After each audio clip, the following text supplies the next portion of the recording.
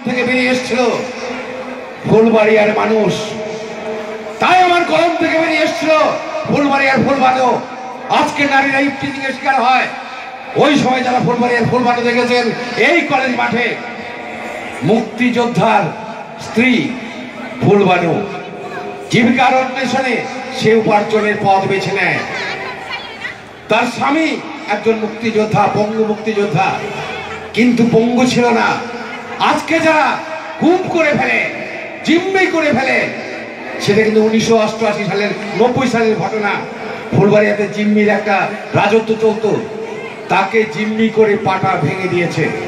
তার মুখ থেকে একটা সংলাপ এসেছিল, মুক্তিযুদ্ধে অংশগ্রহণ করে পাক সেনারা আমার চলার পাটি ভাঙতে পারেনি, অথচ স্বাধীন সার্বভৌম একটি রাষ্ট্রে আমি যেখানে রাষ্ট্রের স্বাধীনতার জন্য, রাষ্ট্রের লাল সবুজ পতাকার জন্য আমি অস্ত্র হাতে ধরেছিলাম, সেই আমাকে আজকে স্বাধীন সার্বভৌম রাষ্ট্রে একদল জিম্মি লোক আমাকে কিডন্যাপ করে আমার পাটা ভেঙে দিল।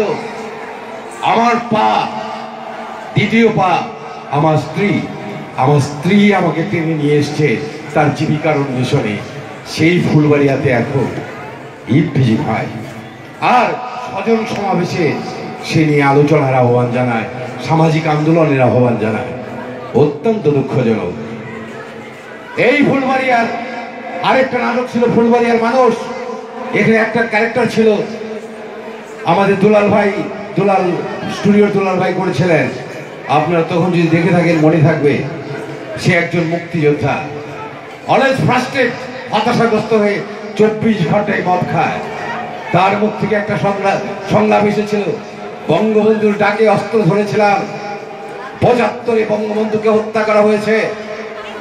আমাকে তখন আরেকটা গোষ্ঠী টেনে নিল সাহসী হিসেবে, আমাকে দিয়ে ককটেল বানায়, মিছিল করায়, আমাকে দিয়ে সন্ত্রাসী করায়, আমাকে দেখে ভয় পায়, যেভাবে ভয় পেয়েছিল পাক সেনারা।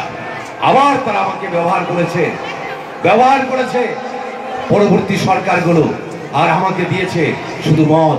আমি মদ খেয়ে দুঃখ বলতে চাই। আর এই ফুলবাড়িয়া কলেজের একজন ছাত্র, সেই নাটকের একটা ক্যারেক্টার ছিল, সে বলেছিল, আপনাকে তো এই কারণে তো আপনি মুক্তিযুদ্ধ করেননি, আপনি মুক্তিযুদ্ধের আদর্শ থেকে বিচ্যুত হয়েছেন, কেন আপনাকে আমরা অনুসরণ করব? আপনি আমাকে মারতে চান মারুন, আমার রক্ত নিতে চান নিন, কিন্তু আপনি ফুলবাড়িয়াকে বাঁচান, আপনি এই দেশকে বাঁচান।